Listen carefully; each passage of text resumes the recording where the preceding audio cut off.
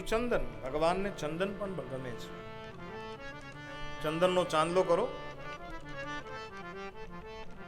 પહેલાના જમાનામાં આપણે થોડુંક આમ 100 વર્ષ પાછળ વયા જાઓ, 75 વર્ષ પાછળ વયા જાઓ, તો આપણા વડવાઓ છે એ ચાંદલો કર્યા વગર બહાર ન નીકળતા.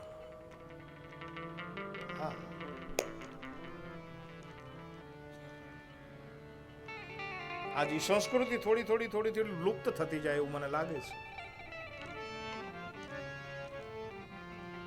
આપણી દેશી ભાષામાં કેવું હોય તો કોરા કપાળ વાળો હામો મળે ને તો અપશુકન થતા.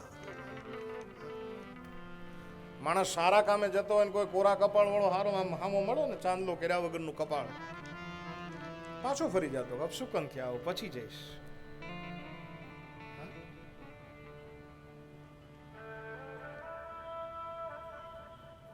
ચાંદલો કરતા શીખો.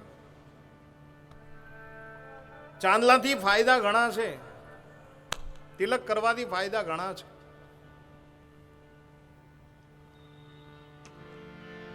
તમે જો આ કથાની શરૂઆત જ વંદન અને ચંદનથી થાય છે.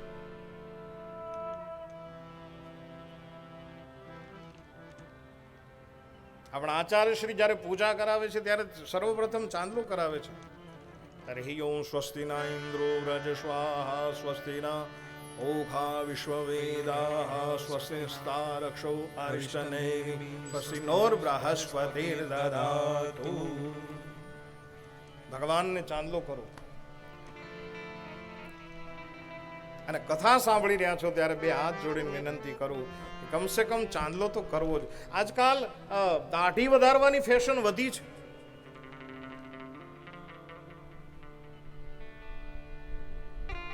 આજકાલના નવયુવાનો, આજકાલના જુવાન છોકરાઓ દાઢી જરૂર વધારે છે. અને બેશક વધારો સાહેબ, ફેશન હોય એ કરો.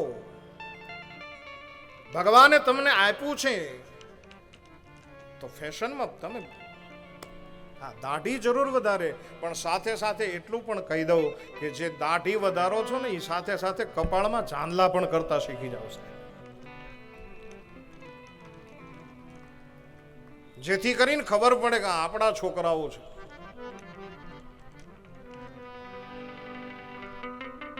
દાઢી વધારો ફેશન છે, બધું જ કરવું જોઈએ. અને આ સંપત્તિને જવાના 3 માર્ગ છે: દાન, ભોગ અને નાશ. ઉત્તમમાં ઉત્તમ રસ્તો છે દાન કરી લો. મધ્યનો રસ્તો છે ભોગ ભોગવ્યું. દાન ન કરી શકે, ઘણા પાસે હોય પૈસા છતાં પણ દાન ન કરી શકે, કેમ કે ઈ દાતારી છે એ અંદરથી આવે. એ ન કરી શકતા હો તો બીજો રસ્તો છે ભોગ. તમારામાં ભોગ ભોગવી લો. તમારી પાસે અખૂટ સંપત્તિ હોય મેરે ભાઈ બહેન, કદાચ દાન ન કરી શકતા, પોતાના ઉપર વાપરો. સારામાં સારી ગાડી હોવી, સારામાં સારા કપડા હોવા જોઈએ, સારામાં સારા શૂઝ હોવા જોઈએ. એક તમારી પર્સનાલિટી હોવી જોઈએ. આ કરો, સાથે સાથે ફેશન પણ કરો, દાઢી પણ વધારો, મને કાંઈ વાંધો નથી. ફેશન હોય પણ સાથે સાથે ચાંદલો કરતા શીખી જાઓ. ખ્યાલ આવે કે આ અમારો છે.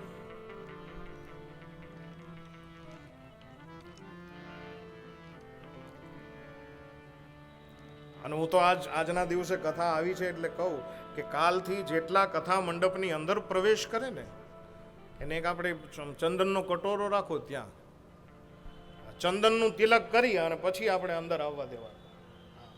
આપણે સનાતની છીએ સાહેબ, આપણે હિન્દુ છીએ. કપાળની અંદર ચંદનનું તિલક કરી અને પછી એન્ટ્રી.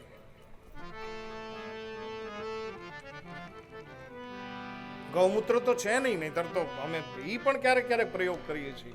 ચંદનનું તિલક કરી, ગૌમૂત્રનો છંટકાવ કરી અને પછી અંદર એન્ટ્રી. આ બધા આપણા નીતિ નિયમો હતા. તો ભગવાનને વંદન અને ચંદન બહુ ગમે છે મેરે ભાઈ બહેન.